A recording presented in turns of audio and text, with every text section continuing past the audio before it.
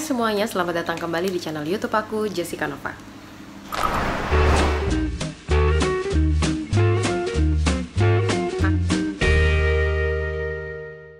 Oke, jadi hari ini aku mau menceritakan bagaimana proses kelahiran untuk bayi kembarku. Ini berdasarkan pengalaman yang aku alami. Jadi sebetulnya di awal kehamilan, aku itu adalah orang yang paling takut dengan prosedur sesar. Jadi semuanya itu di kepala harus normal. Apalagi posisi bayi pada saat itu dua-duanya sudah sangat baik nih. Dua-duanya tuh kepalanya di trimester ketiga sudah mengarah ke bawah.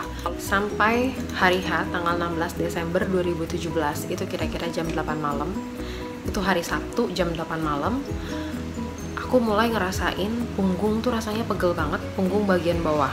Kayak orang masuk angin gitu, pegel, pengen dipijitin terus. Kalau dipijitin enakan, tapi lama-lama nanti pegel lagi kayak gitu. Tadinya nggak terlalu curiga karena aku mikirnya mungkin masuk angin biasa lah. Dari jam 8 malam sampai jam 11 malam, ternyata rasa pegel di punggungnya ini jadi makin intens. Jadi lebih sering rasa nyeri di punggung, yang tadinya cuma di punggung bagian bawah, itu menjalar ke bagian atas. Terus di situ udah mulai bingung tuh, ini apaan sih? Kalau kontraksi bukannya rasanya di depan, di perut gitu, karena biasanya kan kontraksi mules di perut gitu. Ini yang dirasain malah di punggung, kan aneh banget. Aku masih sempetin tuh buka Google, cari-cari ini apa ya, kontraksi itu ada berapa macam gitu. Ternyata ada tipikal kontraksi yang dia mulai berasa sakitnya itu dari punggung, bukan dari perut. Akhirnya kita putuskan jam setengah 12 malam itu berangkat ke rumah sakit, dan bener aja sampai UGD diperiksa itu ternyata udah bukaan 3. Dari jam 12 malam ke jam 3 pagi itu cepet banget bukaannya, karena aku jam 3:30-4 pagi tuh udah bisa untuk mengejar. Tapi masalahnya nih, karena masih newbie banget, belum tahu kayak gimana sih cara melahirkan normal yang benar, terus rasanya tuh kayak gimana. Walaupun dibantu banyak, tapi tetap aja karena rasa kontraksinya tuh udah nggak tahan banget, sakitnya tuh sakit banget, apalagi ditambahin pakai induksi. Kenapa sempat kena induksi? Sebenarnya kena induksi itu hanya sekitar setengah jam, jadi untuk naikin dari bukaan 7 ke bukaan 10 ya, jadi lebih cepat. Tapi itu aku sakitnya udah nggak tahan banget, bener-bener nggak tahan.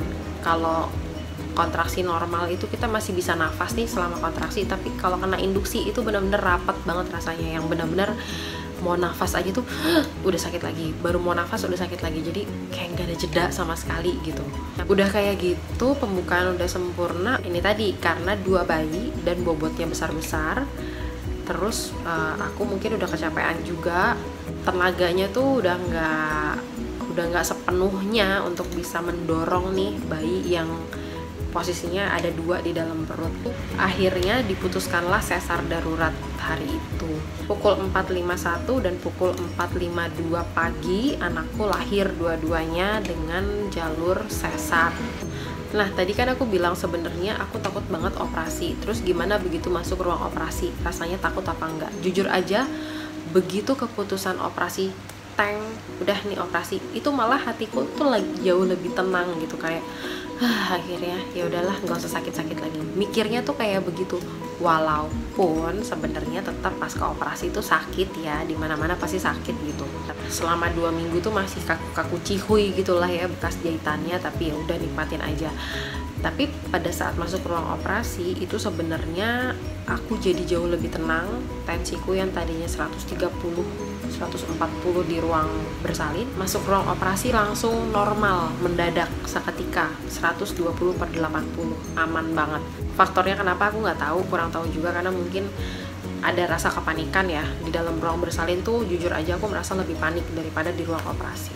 Nah, sebenarnya di minggu ke-37 kehamilan itu, kalau sampai tidak terjadi kontraksi, minggu depannya itu sekitar hari Senin, aku akan janjian ketemu dokter untuk membicarakan nih, ini mau gimana prosedurnya, apakah masih tetap mau normal atau mungkin ada solusi yang lain. Tapi ternyata kontraksi sudah ada sebelum aku ketemu lagi nih dengan dokter untuk janjian mau membicarakan prosedurnya bagaimana. So, pilihannya sesar atau normal.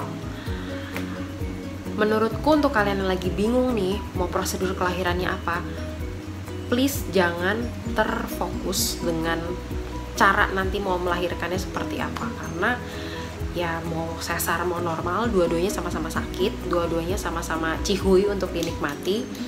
Apalagi yang udah mengalami kayak aku gitu, udah sampai full pembukaan, udah mengejan tapi gagal mengejan, akhirnya sesar darurat, itu malah double sakitnya. Jadi menurutku konsultasikan aja sama dokter obgyn kalian, cari solusi terbaik nih mau gimana. Kalau memang bisa dilahirkan normal, silakan lahirkan normal, tapi kalaupun harus ada tindakan darurat seperti sesar, yakin pasti dokter juga sudah mempersiapkan hal itu.